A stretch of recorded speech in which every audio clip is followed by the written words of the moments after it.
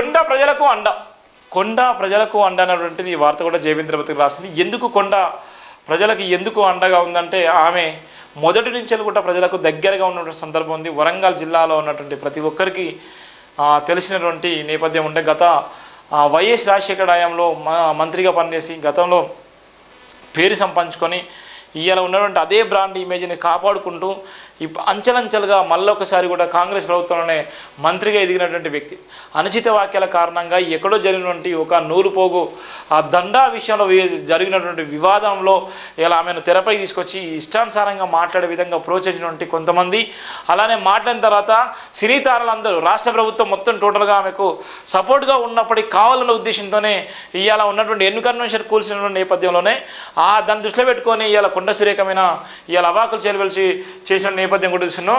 కొండ ప్రజలకు అండ అనేటువంటి ప్రధాన వార్త కూడా రాసినాం. మంత్రి కొండ సురేఖపై మండిపాటు దేనికి? సురేఖ సేవల చరిత్ర అద్భుతాలు దాగున్నాయా? మంత్రి కొండ సురేఖ చరిష్మా చెరిపితే పోయేదా? మంత్రి సురేఖపై బలవంత పొత్తులు చేస్తున్నది ఎవరు? సినీ హీరోలు తిరుగుబాటు చిల్లరతనానికి దారిస్తుంది. సినిమాలంటేనే నటించిన మహిళా మంత్రిపై పోజులెందుకు? శ్రీరెడ్డి అర్ధనగ్న పోరాట ప్రదర్శనపై నోరు విప్పని మగ హీరోలు అక్రమాస్తుల కుబేరుల మంత్రి సురేఖను టార్గెట్ చేశారా? రకుల్ రావు అని సంబంధించిన పెద్ద మనిషిని విమర్శించే దమ్ము హీరోలకు ఉందా? మంత్రి సురేఖ నేరుగా ఎదుర్కోలేని వెదవలే కుట్రలు పన్నుతున్నారు. జన్వాడ ఫామ్ హౌస్ సంగతి ఏంది? డ్రోన్ కెమెరా ఎగరవేస్తే జైలుకు పంపారు. అప్పుడు ఏమైంది? మగ హీరోల స్పందన గరడి గల్లా కన్నా అధ్వానంగా ప్రదర్శిస్తున్నారు. ఏం బతుకులు ఏమో ప్రతి ఒక్కటి స్పందించగలగలే. ఏం జరిగితే ఎవడు చెప్పడు. నోరుంది కాదని ఏది పడుతుంది, వాగితే నోట్లో దోమలు జోరలేను, జాగ్రత్త అనేటువంటి ప్రధాన వార్త కూడా రాసిన జరిగింది. అందుకోసం అంటే ఇవాళ ఉన్నటువంటి సినిమా హీరోలు, సినీ తారలు ఇవాళ ప్రతి ఒక్కరు స్పందిస్తున్నారు. ఆమె క్షమాపణ కోరిన తర్వాత అక్కడ ఉన్నటువంటి సమస్యను అయితే ఇవాళ ప్రభుత్వాలు కానీ ఇవాళ ఉన్నటువంటి హైకోర్టు సుప్రీంకోర్టు కూడా క్షమాపణ కోరే గుణం ఉంటే వదిలిపెడతారు. ఇవాళ క్షమాపణ కోరే గుణం ఉంటే ఇవాళ ఎంత పెద్ద శిక్ష అన్నా తగ్గిపోతుంది. ఒక రాష్ట్ర మహిళా మంత్రిగా ఉన్నటువంటి నేపథ్యంలో ఆమె క్షమాపణ కోరింది. అలానే గతంలో శ్రీరెడ్డి కూడా అర్ధనగ్న ప్రదర్శన చేసింది. గతంలో ఉన్నటువంటి సినిమా ప్రొడ్యూసర్లు, సినిమా హీరోలు మమ్మల్ని అనేకమైనటువంటి ఇబ్బందులకు గురి చేసిళ్ళు, రేపులు చేసిళ్ళు, మమ్మల్ని లైంగికంగా వేధింపులకు గురి చేసిళ్ళు అని ఎంతోమంది ఇలా మొత్తుకున్నారు. ఇలా ఎంతోమంది తెరపైకి వచ్చి మొత్తుకున్నారు. మరి ఎందుకు ఎవరు కూడా స్పందించలేకపోతున్నారు? అలానే ఉన్నటువంటి మొన్న ఏది జానీ మాస్టర్ విషయంలో అది ఎవరికేం జరిగిందో తెలియని నేపథ్యంలో ఒక మహిళగా, ఒక ఆర్టిస్ట్గా నూతనంగా ఆమె నిందలేసిందా, ఏం చేసిందో చెప్పలేని పరిస్థితి అందరూ తెలిసి. మరి ఆమె విషయంలో కూడా ఒక మహిళకు అన్యాయం జరిగితే ఎవరు కూడా సినీ తారలు స్పందించలేదు. ఈయన ఆమె చేసిన అనుచిత వాక్యాలకు ఆమె క్షమాపణ కోరుకున్న నేపథ్యంలో సినీ తారలంతా మూకుమ్మడిగా దాడి చేసేటువంటి పరిస్థితి ఏర్పడింది. అంటే ఎవరి ప్రలోభాలు వెనుక ఉన్నాయి, ఎవరు ఆమెను టార్గెట్ చేసిలో? నిజంగానే ఒక బీసీ బిడ్డ మీద ఇంతగానో అగ్రానికి గురి కావాల్సిన అవసరం ఏముంది?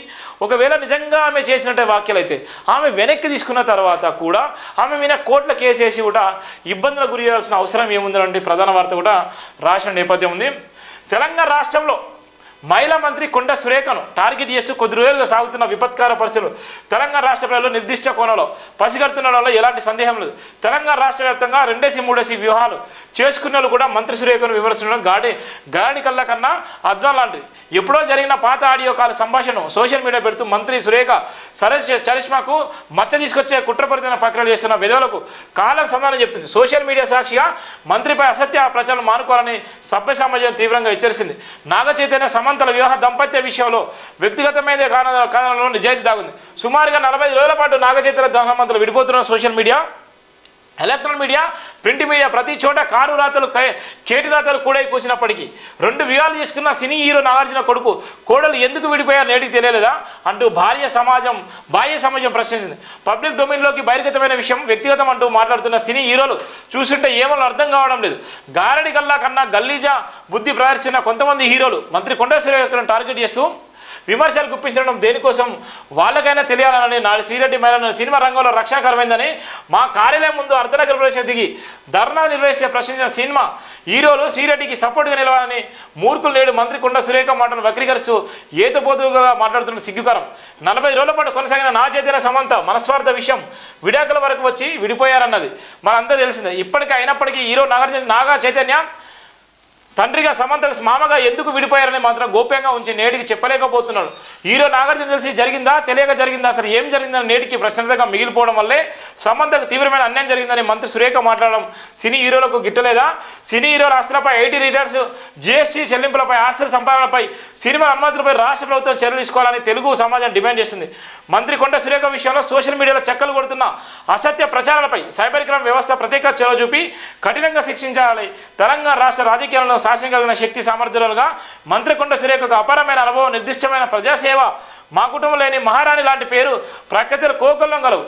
రకుల్ రావు చేసిన పని మామూలు కానప్పటికీ నిజవాస్తవాలను వెలుగులోకి తీసుకొచ్చే ప్రయత్నంలో భాగంగా ప్రస్తుతం ముఖ్యమంత్రి సీఎం రేవంత్ రెడ్డి జన్వాడ ఫామ్ హౌస్పై డ్రోన్ కెమెరా ఎగరవేస్తే కహగట్టి జైల్లో పెట్టిన సందర్భంలో మగ హీరోలంతా ఎక్కడ పోయారని తెలంగాణ సమాజం ప్రశ్నించింది.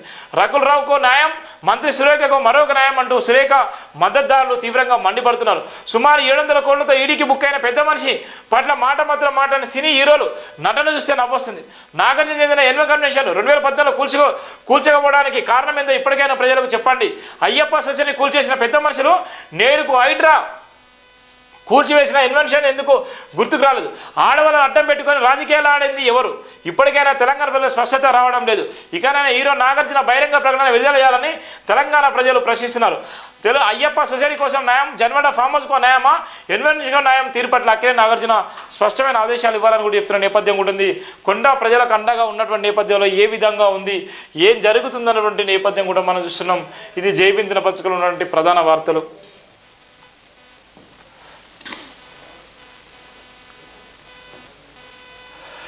పేదలపై ప్రేమ ఉంటే మీ ఫామ్ హౌస్ భూములు ఇవ్వండి. ప్రోగ్రాంలో సీఎం రేవంత్ రెడ్డి పేదలను అడ్డు పెట్టుకొని గులాబీ పార్టీ డ్రామాలు ఇస్తుందట. మరి పేదలపై ప్రేమ ఉంటే మీ ఫామ్ హౌస్ ఇవ్వండి. మరి మీరు సంపాదించుకున్న భూములు కూడా ఇవ్వాలి కదా. బీఆర్ఎస్ ఫండ్లో 500 కోట్లు ఖర్చు చేయండి. పేదలు మాత్రం మూసి మురికి కంపలో ఉండాలా. మీరు మాత్రం జమీందారులో బతకాలనుకుంటున్నారా? పేదలను ఆదుకోవడానికి ఎలాంటి సూచనలు ఇచ్చినా స్వీకరిస్తాం. మూసి బాధితులకు ప్రత్యామ్నాయం సూచించండి. వారిని అడ్డుకునేందుకు 10,000 కోట్లు ఖర్చులకు సిద్ధం.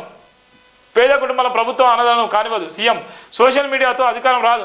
చెర్లపల్లి జైలుకి వెళ్ళి చిప్పకూడు తింటారు. కేటీఆర్ హరీశ్రావుకు సీఎం రేవంత్ వార్నింగ్ ఇచ్చిన నేపథ్యం కూడా మనం చూస్తున్నాం. 1500 కోట్లు బీఆర్ఎస్ పార్టీ బ్యాంకులు ఉన్నాయి. ₹1 500 కోట్లు ఇవ్వండి. అందరికీ తలా ఇంత పంచి పెడతాం. 1000 ఎకరాల్లో గజ్వేల్లో ఫామ్ హౌస్లు ఉన్నది. అందులో ఒక 500 ఎకరాలు ఇయ్యి. అందులో నుంచి అందరికి ఇందిరమ్మ ఇండ్లు కట్టిస్తా. ఆ బాధ్యత నాది. భూదాన నువ్వు చేయి చంద్రశేఖర్ రావు. పోనీ కేటీఆర్ నీకు జన్వాడలో 50 ఎకరాలు ఉన్నది. అందులోంచి ఓ 25 ఎకరాలు పక్కకి దిగి మంచిగా 10 అంతస్తుల్లో అందరికీ ప్రభుత్వ సొమ్ముతో ఇందిరమ్మ ఇల్లు కట్టిస్తా. ఇవన్నీ మీరు దోచుకుంటే వచ్చినాయి కదా, మీ తాతలు సంపాదించిన ఆస్తి కాదు కదా అని ఆయన నిన్న చెప్పినటువంటి వాక్యాలు కూడుస్తున్నాం. ఏ అయితే బీఆర్ఎస్ హయాంలో ఉన్నటువంటి ఆస్తులున్నాయో మీరు ఇవ్వండి. మీరు 500 కోట్లు ఇస్తే పేదలకు పంచిపెడతాం. పేదలకు చూడము.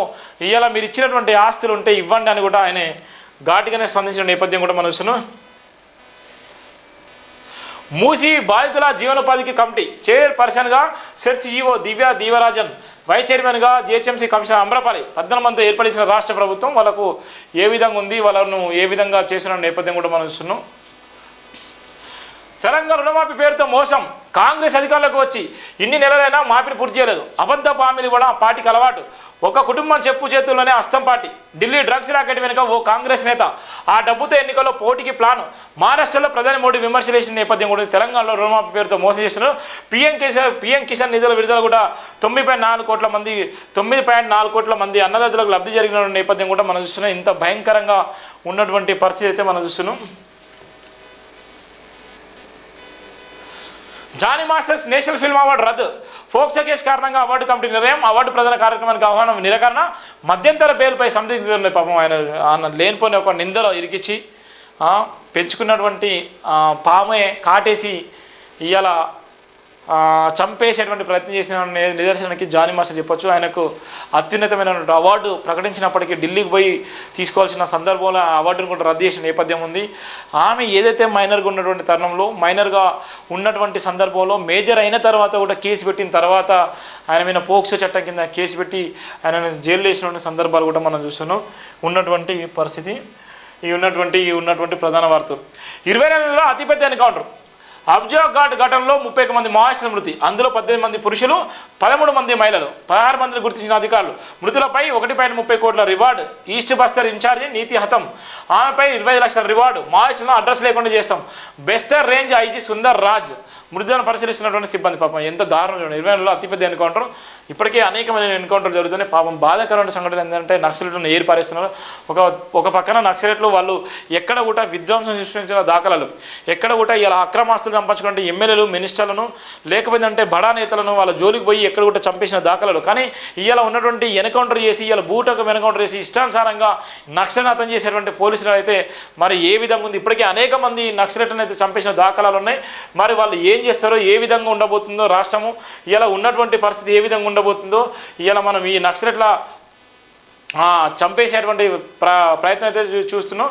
AK-47 LNG-6 SLRతో పాటు పలు రకాల రిఫెన్స్ వాహనం చర్చిగల్లో గత 20 నెలల్లో అబ్జామాడ్ ఎన్కౌంటర్ అతిపెద్దదని బస్తర్ రేంజ్ IG సుందర్రాజు వెల్లడించారు. ఇందులో 31 మంది మావోయిస్టులు మృతి చెందారని, అందులో 18 మంది పురుషులు 13 మంది మహిళలు ఉన్నట్టు తెలిపారు. శనివారం సాయంత్రం ఏర్పాటు చేసిన విలేకరుల సమావేశంలో ఆయన మాట్లాడుతూ చనిపోయిన వారిలో 16 మందిని గుర్తించినట్టు తెలిసి వారి వివరాలు వెల్లడించారు. వారిలో దండకారైన స్పెషల్ జోనల్ కమిటీ తూర్పు బస్తర్ ఇన్ఛార్జి నీతి అలియాస్ ఉర్మిళ ఉన్నారని, ఆమెపై 20 లక్షల రివార్డు ఉందని పేర్కొన్నారు. మొత్తంగా మృతులపై 1.30 కోట్ల రివార్డు ఉన్నట్టు స్పష్టం చేశారు. ఈ ఎన్కౌంటర్లో మరికొందరు మావోయిస్టులు గాయపడి తప్పించుకొని ఉంటారని భావిస్తున్నామని తెలిపిన నేపథ్యం పాపం వాళ్ళందరినీ కూడా చంపేసినటువంటి దాఖలాలు అయితే మనం బాధాకరమైనటువంటి సంఘటన.